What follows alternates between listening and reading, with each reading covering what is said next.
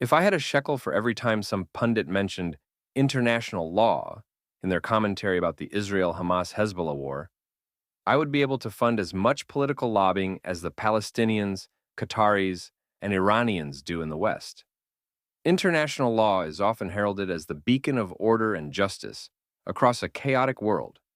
Embodied in treaties, conventions, and the decisions of international bodies, it ostensibly serves to mediate and resolve such conflicts. But there is a kicker. To mediate and resolve such conflicts in which all parties involved agree to the ground rules.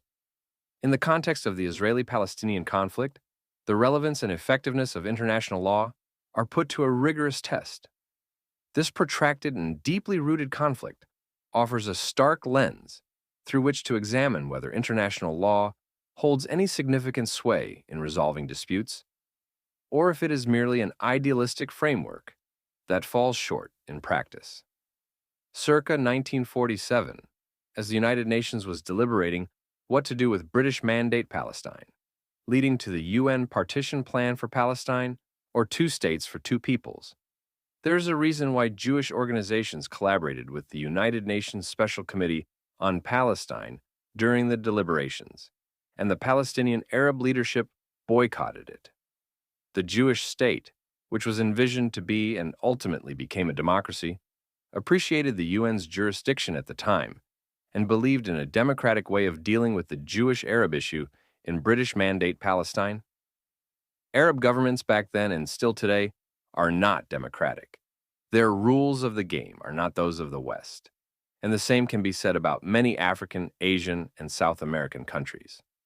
Thus, in a world where entities do not come close to agreeing on the so-called rules of the game, international law cannot be valid. Indeed, it is not. Many liberals would argue that this is where democratic peace theory, one of three major international liberalism theories today, should come into play. This theory suggests that democratic countries are hesitant to engage in armed conflict with other identified democracies. Several factors are responsible for motivating peace between democratic states, including monadic forms. Democracies are in general more peaceful in their international relations. Dyadic forms. Democracies do not go to war with other democracies. And systemic forms. More democratic states in the international system makes the international system more peaceful. A realist would say that it does not matter whether or not a state is a democracy, because all states behave according to anarchy, which is described as the lack of a supreme authority that can effectively resolve disputes, enforce laws, and order the system of international politics. After all, the Nazi Party was elected democratically. So, too, apparently, was Hamas in Gaza. The second major liberal theory is economic interdependence theory, the mutual dependence of participants in an economic system who trade in order to obtain the products they cannot or do not produce efficiently themselves. Such trading relationships require that the behavior of a participant affects its trading partners, and it would be costly to rupture their relationship. More economic interdependence in the world, therefore, supposes more peace. On October 6, 2023, amidst the ceasefire in place, some 18,000 individuals from Gaza were employed in and supported by Israel, channeling $25 million each month into the Gaza Strip.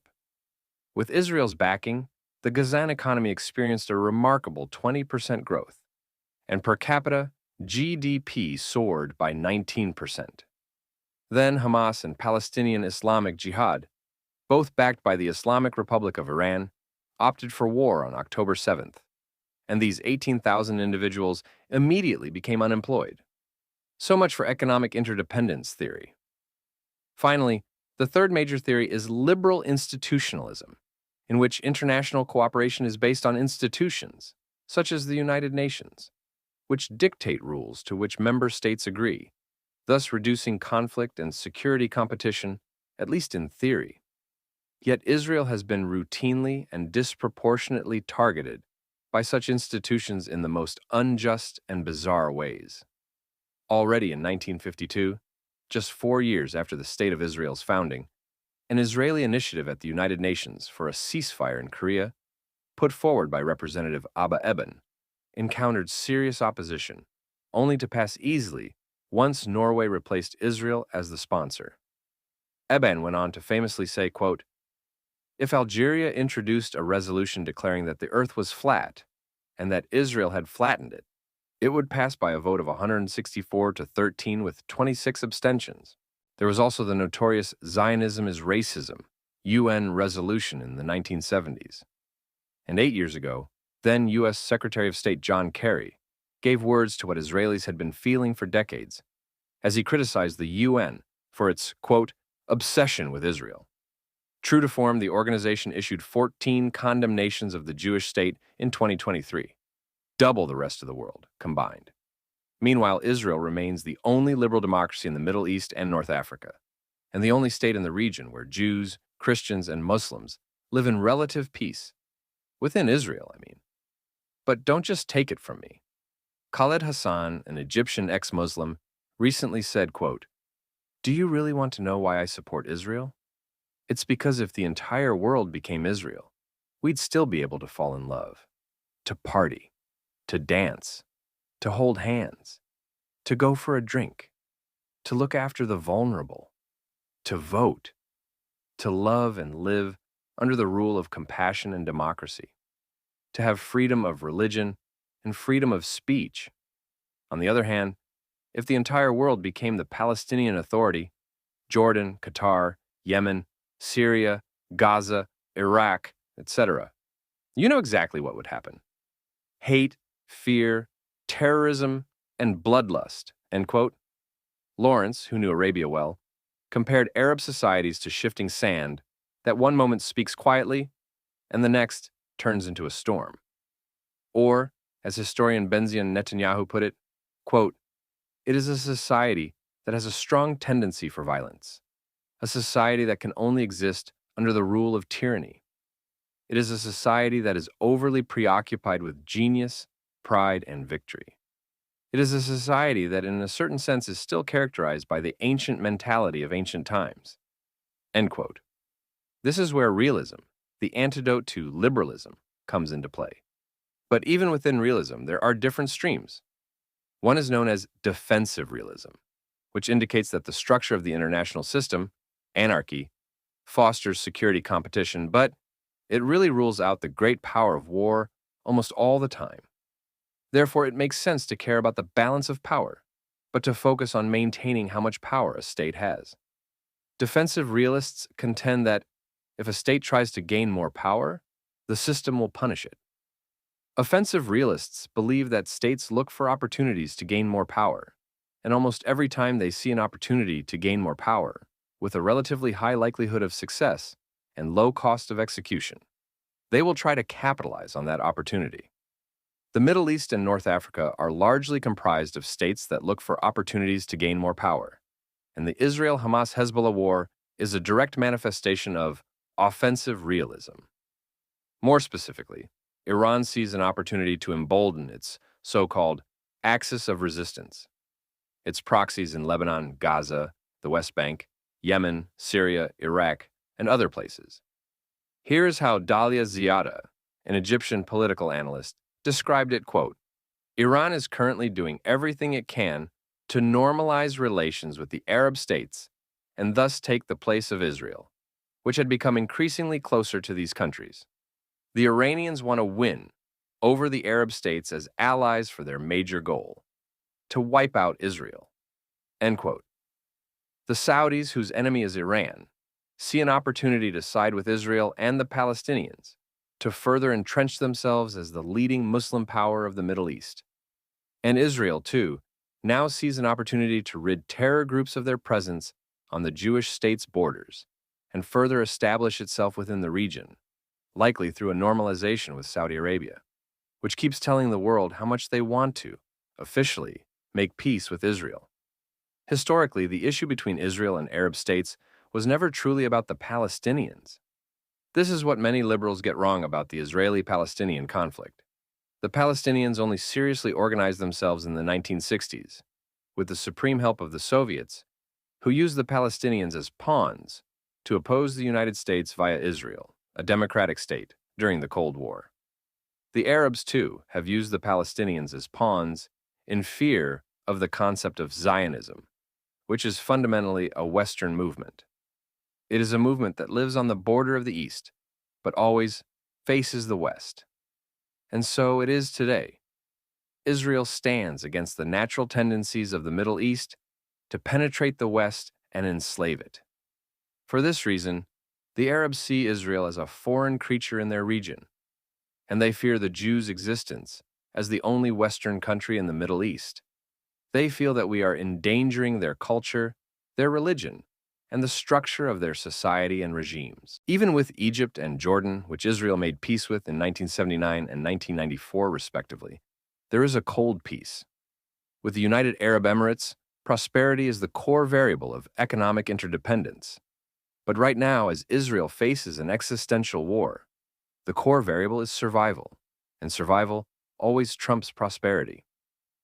Many question how this could be an existential war for Israel, given that it has one of the strongest armies on earth, no less the backing of the world's superpower, the United States. This demonstrates a tremendous misunderstanding of the greater geopolitical game at play here, of which Israel is a part by nature of existing in the region, and of which the Palestinians are a part by nature of being a convenient reason to oppose the region's only liberal democracy. All you have to do is look at the civil wars in Yemen, Syria, and Sudan to know that Israel and the Jews have little to do with the greater regional geopolitical frameworks. Thus, as longtime Israeli security official Avi Melamed says, to understand the Israeli-Palestinian conflict, you have to understand North Africa and the Middle East. The region's larger, more powerful forces dictate the Israeli-Palestinian conflict, not the other way around. However, there is one rule by which all countries on Earth play: money, or the equivalent, such as natural resources. It dictates the flow of power, the capacity for influence, and the stability of nations. In the interconnected web of international relations, economic power translates directly into political leverage, military strength, and social cohesion. Hence why, for example, economic sanctions on the Iranian regime crippled their economy. Economic sanctions serve as a powerful tool for nations to exert pressure without resorting to direct military confrontation. When the United States and its allies imposed stringent economic sanctions on Iran, targeting its oil exports, banking sector, and other critical areas of its economy, the effects were immediate and profound. Iran's economy, heavily reliant on oil revenues, faced a severe downturn. The value of its currency plummeted, inflation soared, and ordinary Iranians experienced shortages of essential goods and services. These sanctions disrupted Iran's ability to engage in international trade, access foreign capital, and attract investment. The Iranian government, finding itself isolated from the global financial system, struggled to maintain its economic stability.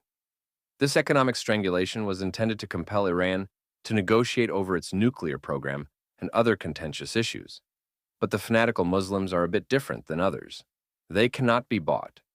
The regime's hardline factions often view concessions to Western demands as a sign of weakness that could undermine their authority. As a result, there is a strong incentive to maintain a defiant stance, even in the face of severe economic pressure.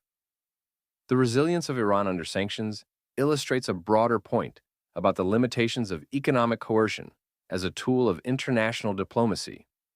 While economic sanctions can inflict significant damage and pressure a targeted government, they are not always sufficient to compel a change in behavior, especially when the targeted leadership is ideologically committed and has alternative means of survival. Sometimes, and I don't write this joyfully, war is the best of the worst options, and in the midst of it, international law should be preserved for the countries that actually respect it.